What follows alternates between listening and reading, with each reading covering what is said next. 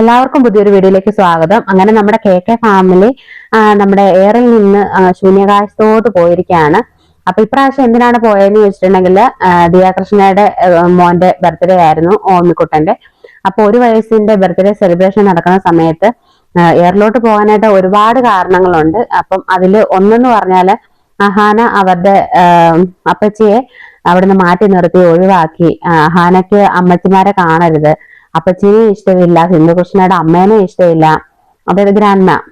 അപ്പം പ്രായം ചെന്നവരോട് റെസ്പെക്ട് ഇല്ലാത്ത ഒരു സ്ത്രീയാണ് അഹാന. ആ ഒരു രീതിയാണ് ഒന്നാമത്തേത്. രണ്ടാമത്തേന്ന് പറഞ്ഞാൽ അശ്വിൻ ഗണേഷിന്റെ ഫാമിലിനെ ബർത്ത്ഡേ ഫംഗ്ഷന് കൊണ്ടുവന്നില്ല. അപ്പൊ കേക്ക് മുറിച്ചത് ദിയ തന്നെയാണ്. അശ്വിൻ അവിടെ ഒരു സ്ഥാനവും ഇല്ല. അങ്ങനെ ഒരുപാട് അലിഗേഷൻസ് ആണ് ഇവരുടെ ഫാമിലിനെ ചൊല്ലി വന്നത്. നിങ്ങൾക്ക് എല്ലാവർക്കും അറിയായിരിക്കും, കെ ഫാമിലി കൃഷ്ണകുമാർ ഫാമിലിയാണ്. അതുപോലെ തന്നെ അവർക്ക് 4 പെൺമക്കളാണ്. അവർക്ക് എല്ലാവർക്കും തന്നെ യൂട്യൂബ് ചാനലുണ്ട്. അവരവരുടെ വിശേഷങ്ങൾ എപ്പോഴും യൂട്യൂബ് ചാനൽ വഴി ഷെയർ ചെയ്യും. അങ്ങനെയുള്ള കാര്യങ്ങളെല്ലാം നിങ്ങൾക്ക് എല്ലാവർക്കും അറിയാവുന്ന കാര്യം തന്നെയായിരിക്കും. അങ്ങനെയാണ് കഴിഞ്ഞ ദിവസം അഹാന ഒന്ന് എയറിൽ നിന്ന് പയ്യെ ഇറങ്ങി വരുന്നതേ ഉണ്ടായിരുന്നുള്ളൂ. വീണ്ടും ഇരട്ടിയായിട്ട് അങ്ങോട്ട് എയറിലോട്ട് പോയിട്ടുണ്ട്. എന്താന്ന് വെച്ചിട്ടുണ്ടെങ്കിൽ സിന്ധു കൃഷ്ണയുടെ അമ്മേനെ ഇവര് നോക്കുന്നില്ല, അല്ലെങ്കിൽ എന്നെ ആരും വിളിക്കുന്നില്ല എന്നൊക്കെ പറഞ്ഞുകൊണ്ട് വിദേശത്തുണ്ടായിരുന്ന കാനഡയിൽ താമസിച്ചുകൊണ്ടിരുന്ന ഇവരുടെ കൊച്ചുമകളായ തന്മീനെ വിളിച്ചിട്ട് ഈ അമ്മച്ചി പറയുകയും അത് അവരുടെ അടുത്തൊരു വീഡിയോ ആക്കി വ്ലോഗ് ആക്കുകയൊക്കെ ചെയ്തിട്ടുണ്ടായിരുന്നു. ഇതേ തുടർന്ന് സിന്ധു കൃഷ്ണയ്ക്കും അതുപോലെ തന്നെ അവരുടെ ഫാമിലി ഫുള്ളായിട്ട് ഒരു നെഗറ്റീവ് വരികയും ഇവര് നമ്മൾ ഉദ്ദേശിക്കുന്ന ആൾക്കാരൊന്നും അല്ല, ഇവര് കാണുന്ന പോലെ ഒന്നും അല്ല, ഇവരുടെ പേഴ്സണൽ ലൈഫ് എന്നൊക്കെ പറഞ്ഞിട്ട് ഒരുപാട് കാര്യങ്ങൾ. അതുപോലെ തന്നെ അഹാന ബിച്ചെന്ന് വിളിക്കുന്നു, അമ്മേനെ പോടിയെന്ന് വിളിക്കുന്നു, അങ്ങനെയുള്ള, അതായത് ഇവരുടെ ഗ്രാൻഡ്മാനെ അങ്ങനെയൊക്കെ സംസാരിക്കുന്നു എന്ന് പറയുന്നു. അതിനൊരു എക്സ്പ്ലനേഷനായിട്ട് അഹാന വരുന്നു, സിന്ധുകൃഷ്ണ വരുന്നു. ഏറ്റവും ലാസ്റ്റ് ആയിട്ട് സിന്ധുകൃഷ്ണ വന്നിട്ട് ഒരു കമന്റ് ചെയ്ത ഒരാളോട് പറയാണ്, എന്താണ് പ്രശ്നം എന്ന് ചോദിക്കുന്ന ഒരാളോട് ഫാമിലിയിലെ പ്രശ്നങ്ങളൊക്കെ അങ്ങോട്ട് ഓപ്പൺ ആയിട്ട് പറയുന്നു. സിന്ധുകൃഷ്ണയുടെ അമ്മ പറയുന്നത് സിന്ധുകൃഷ്ണയുടെ അച്ഛൻ വീട്ടിൽ വരുന്നത് സിന്ധുകൃഷ്ണയുടെയും അല്ലെങ്കിൽ കൊച്ചുമക്കളുടെയും കൂടെ കിടക്കാൻ വേണ്ടിയൊക്കെയാണെന്ന് വരെ മോശം പറയുന്ന ഒരു സ്ത്രീയാണ് എൻ്റെ അമ്മ എന്നുള്ള രീതിയിൽ സിന്ധുകൃഷ്ണ പറയുന്നു. അതുപോലെ തന്നെ അഹാനയും പറയുന്നുണ്ടായിരുന്നു, ഒരു കൊച്ചുമക്കളോട് പറയാൻ പാടില്ലാത്ത വേടുകളാണ് ഈ അമ്മച്ചി പറയുന്നത് എന്നുള്ളത്. അതിപ്പം നമ്മൾ ചിന്തിക്കുന്നത് ചിലപ്പം ചില പ്രായം ചെന്ന അമ്മമാർക്ക് കുറച്ച് പ്രശ്നങ്ങളൊക്കെ ഉണ്ടല്ലോ, ആ ഒരു രീതി ആയിരിക്കും എന്ന് വിചാരിക്കും. ഈ രീതിയിലൊക്കെയാണ് ആ അമ്മച്ചി ഇവരോട് പെരുമാറിയിട്ടുണ്ട് എന്നുള്ളത് ആണെങ്കിൽ ഒരു കൊച്ചുമക്കൾക്ക് അത് അക്സെപ്റ്റ് ചെയ്യാനോ അവരെ സ്നേഹിക്കാനോ നോക്കാനോ ഒന്നും പറ്റിയെന്ന് വരത്തില്ല. അതൊക്കെ തന്നെ ആയിരിക്കും ആ ഒരു കുടുംബത്തിൽ സംഭവിച്ചിട്ടുള്ളത്. അപ്പം ആ ഒരു എയറിൽ നിന്ന് വഴി ഇറങ്ങി വന്ന സമയത്താണ് ഇപ്പം ഓമിയുടെ ബർത്ത്ഡേ വരുന്നത്. അപ്പം അവിടുത്തെ ഇവരുടെ വീട്ടിലെ കുക്കിംഗ് ഒക്കെ ചെയ്യുന്ന ഇവരുടെ ആ ഒരു അപ്പച്ചി ബന്ധു കൂടിയായ അപ്പച്ചിയാണ്. അപ്പം അവർ അത്രയും കെയർ ആണ് ആ അപ്പച്ചിയെ കൊടുക്കുന്നത്. അപ്പച്ചി സ്ഥിരമായിട്ട് ഇടുന്ന ഡ്രസ്സൊക്കെ ഇട്ടുകൊണ്ടാണ് ഈ ഓമിയുടെ ബർത്ത്ഡേക്ക് വരുന്നത്. നിങ്ങളെല്ലാവരും കളർഫുള്ളില് നല്ല നല്ല ഡ്രസ്സുകളൊക്കെ ഇട്ട് ഇരുന്നപ്പോ ആ അപ്പച്ചിക്ക് ഒരു നല്ല ഡ്രസ്സ് വാങ്ങിച്ചു കൊടുക്കത്തില്ലായിരുന്നു. ഒരുപാട് പേരാണ്, നിങ്ങൾ ഈ വീഡിയോ അപ്ലോഡ് ചെയ്ത് കഴിഞ്ഞപ്പം ആ കൊച്ചിന്, അതായത് ഓമിക്ക് ഹാപ്പി ബർത്ത്ഡേ ഓമി എന്നൊരു ബർത്ത്ഡേ വിഷ് പോലും ഒരുത്തരും ചെയ്യാതെ എല്ലാവരും നിങ്ങളെ കുറ്റം പറയാണ്. അപ്പം ഇവരിത് എല്ലാം മനഃപൂർവ്വം ചെയ്യുന്നതാണോ എന്നാണ് ഞാൻ വിചാരിക്കുന്നത്. കാരണം ഇവർക്ക് എപ്പോഴും എയറിൽ പോവാ, ഇതിന്റെ ഒരു റിപ്ലൈ കൊടുത്തുകൊണ്ട് ഇവരൊരു വീഡിയോ ഇടുമ്പോൾ മില്യൺ കണക്കിന് വ്യൂസ് ആണ്. ഇവരെന്ത് വീഡിയോ ഇട്ടാലും മില്യൺ കണക്കിന് വ്യൂസ് ആണ്. ഒരു മാസം അവർ സമ്പാദിക്കുന്ന പൈസ ഉണ്ടെങ്കിൽ എത്ര ലക്ഷം രൂപ ഉണ്ടെന്ന് അറിയാവോ? പറയുവാണെങ്കിൽ ഒരു മാസം അവരുടെ ഫാമിലി ഫുള്ളായിട്ടും കോടികൾ സമ്പാദിക്കുന്നുണ്ടായിരിക്കും എന്നാണ് എനിക്ക് തോന്നുന്നത്. അപ്പം ഇവര് മനഃപൂർവ്വം ഒരു കോൺട്രവേഴ്സി ക്രിയേറ്റ് ചെയ്യാനാണ് ഇവർ ഇങ്ങനത്തെ കാര്യങ്ങളൊക്കെ ചെയ്യുന്നതെന്ന് എനിക്ക് അറിയത്തില്ല. അല്ലെങ്കിൽ ഇതൊക്കെ അപ്ലോഡ് ചെയ്യുന്ന സമയത്ത് ഇതിന്റെ എഡിറ്റ് ഒക്കെ ചെയ്ത് ഇതൊക്കെ മാറ്റി ഒരു പ്രശ്നങ്ങൾ വരാത്ത രീതിയിൽ വേണ്ട അപ്ലോഡ് ചെയ്യാനായിട്ട്. ഇപ്പൊ നോക്കിയാൽ ദിയകൃഷ്ണയുടെ ആ കുഞ്ഞിന്റെ ബർത്ത്ഡേയുടെ വ്ലോഗിന്റെ അകത്ത് ആ ഒരു പാർട്ടി ഇല്ല, അത് ദിയകൃഷ്ണ കട്ട് ചെയ്ത് കളഞ്ഞിട്ടുണ്ട്.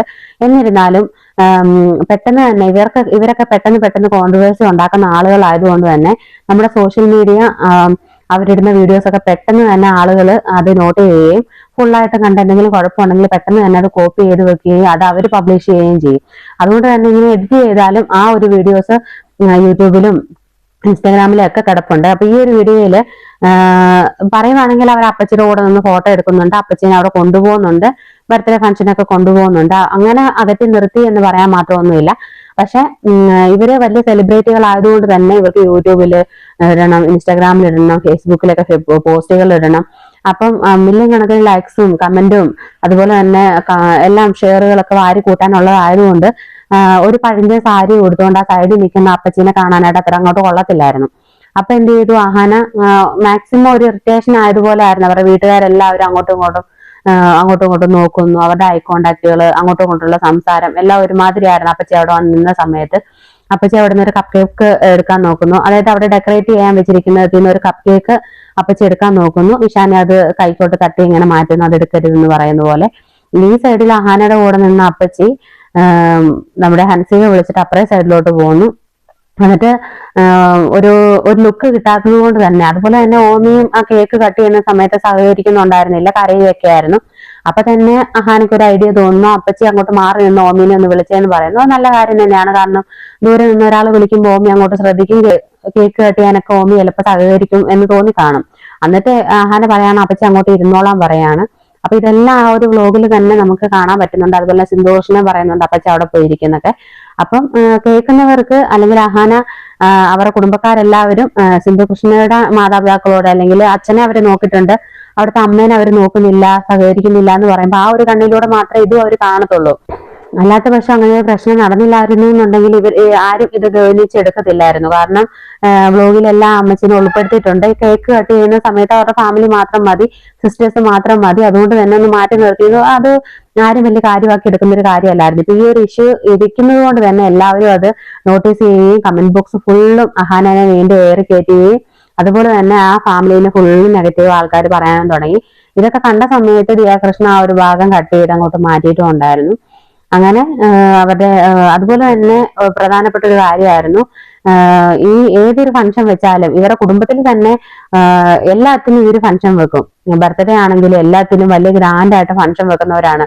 ഇപ്പൊ ദിയയുടെ കല്യാണം തന്നെ ആയിക്കോട്ടെ, ദിയയുടെ കല്യാണത്തിനാണെങ്കിലും കല്യാണ പെണ്ണ് ഒരുങ്ങിയതിനേക്കാളും മനോഹരമായിട്ട് സിസ്റ്റേഴ്സ് എല്ലാവരും അമ്മയും അടക്കം എല്ലാവരും ഒരുങ്ങി വരുന്നത് കണ്ടപ്പോ കമന്റ് ബോക്സ് ഫുള്ളും അങ്ങനെയായിരുന്നു. കല്യാണ പെണ്ണിനേക്കാളും നന്നായിട്ട് ഒരുങ്ങി വന്നിരിക്കുന്നത് സഹോദരികളാണല്ലോ എന്നൊക്കെ ഓർത്തിട്ട് അവര് എല്ലാത്തിലും ഇങ്ങനെ എന്തെങ്കിലും ഒരു പാർട്ടി സംഘടിപ്പിക്കുക, അല്ലെങ്കിൽ എപ്പോഴും ഗ്രാൻഡ് ആയിട്ട് സെലിബ്രേറ്റ് ചെയ്യുക, അതുപോലെ തന്നെ കുറച്ച് പൊങ്ങച്ചം കാണിക്കുക എന്നുള്ളത് തന്നെയാണ് അവരുടെ മെയിൻ ആയിട്ടുള്ള ഒരു ഇത്. കുറെ അതേപോലെ തന്നെ പൈസ ഉണ്ട്, ചെറിയ ചെറിയ കാര്യങ്ങൾക്ക് ഇവർ ഇങ്ങനെ കണക്കുകൾ പറയുന്ന കേൾക്കാം. ഞാൻ എന്റെ അമ്മയ്ക്ക് അത് ചെയ്തു, ഇത് ചെയ്തു, അവിടെ നിൽക്കാൻ വന്നവന് 10,000 കൊടുത്തു, 15,000, 30,000 കൊടുത്തു എന്നൊക്കെ പറയുന്ന കേൾക്കാം. ഇവര് ഈ ഓരോ സെലിബ്രേഷൻ നടത്തി ചെലവാക്കുന്നതിന്റെ കാലിലൊന്നും പോലും മറ്റുള്ളവർക്ക് ഹെൽപ്പ് ചെയ്യുന്നുണ്ടായിരിക്കത്തില്ല. ഇവർക്ക് പൈസ കൊണ്ട് ഇവർ സെലിബ്രേറ്റ് ചെയ്തോട്ടെ, അതൊന്നും നമ്മളെ ബാധിക്കുന്ന കാര്യമൊന്നുമല്ല. ഞാനിപ്പോ പറഞ്ഞു വന്ന കൂട്ടത്തിൽ അങ്ങ് പറഞ്ഞതേ ഉള്ളൂ. എന്ത് സെലിബ്രേഷൻ വെച്ചാലും ഈ അശ്വിന്റെ ഫാമിലിനെ മാത്രം അവിടെ ഒന്നും കാണാനായിട്ട് പറ്റത്തില്ല. അപ്പൊ അശ്വിന് ആ വീട്ടിൽ ഒരു സ്ഥാനവും ഇല്ല എന്നൊക്കെയാണ് ആൾക്കാർ കമന്റ് ബോക്സിൽ പറയുന്നത്. കാരണം സാധാരണ ഒരു കുഞ്ഞിന്റെ ബർത്ത്ഡേ എന്ന് പറഞ്ഞാൽ അച്ഛനും അമ്മയും നിന്ന് കേക്ക് കട്ട് ചെയ്യും, അവര് കുഞ്ഞിന്റെ വായിൽ കുറച്ച് കേക്ക് ഒന്നുള്ളിൽ കൊടുക്കും. ഇതൊക്കെയാണ് സാധാരണ കണ്ടുവരുന്നത്. ഇവിടെ കൃഷ്ണകുമാർ ആ കുഞ്ഞിനെ എടുത്തുകൊണ്ടിരിക്കുന്നു. ഓക്കെ, കാരണം കൃഷ്ണകുമാറിന്റെ കയ്യിലിരിക്കുമ്പോഴാണ് ഓമി കംഫർട്ടബിൾ ആയിട്ട് അല്ലെങ്കിൽ നല്ല ഹാപ്പി ആയിട്ടിരിക്കുന്നത്. കുഞ്ഞിന്റെ കരച്ചിൽ മാറ്റാനൊക്കെ എടുത്തു. ഓക്കെ, അപ്പം അശ്വിൻ പുറകിലോട്ട് മാറി നിന്ന് ഭയങ്കരമായിട്ട് ചിരിച്ച് കൈയടിക്കുകയാണ്. ആ ഒരു ചിരിയും കൈയടിയും കാണുമ്പോഴത്തേനും ഈ ഒരു വീഡിയോയില് നമ്മുടെ ഉള്ളിലെ ഫീലിങ്സ് വെളിയിലോട്ട് കാണരുത് എന്ന് വിചാരിച്ച് ചെയ്യുന്നത് പോലെ എന്തോ ഓവർ ആക്ടിങ് ചെയ്യുന്നത് പോലെയാണ് നമുക്ക് തോന്നിയിട്ടുള്ളത്. അപ്പം അശ്വിൻ മാറി നിന്ന് കൈയടിക്കുന്നു. ദിയാകൃഷ്ണ കേക്ക് മുറിക്കുന്നു. ആ കുഞ്ഞിന്റെ കയ്യിൽ പിടിക്കാനൊന്നും നോക്കുവോ ഒന്നങ്ങനൊന്നും ഇല്ല. ദിയാകൃഷ്ണ കേക്ക് മുറിക്കുന്നു, എല്ലാവർക്കും കൊടുക്കുന്നു. കൂടെ അശ്വിനും കേക്ക് വായിൽ വെച്ച് കൊടുക്കുകയാണ്. അപ്പൊ അശ്വിൻ അതിൽ നിന്ന് ഒരു പീസ് എടുത്ത് കുഞ്ഞിന് വായിൽ വെച്ച് കൊടുക്കുന്നു. അതുപോലെ തന്നെ അശ്വിന്റെ വീട്ടുകാരെ ആരെ ഈ ഒരു ഫംഗ്ഷന് വിളിച്ചിട്ടില്ല. ഇതിപ്പോ നാളെ എക്സ്പ്ലനേഷനുമായിട്ട് ദിയ വരും.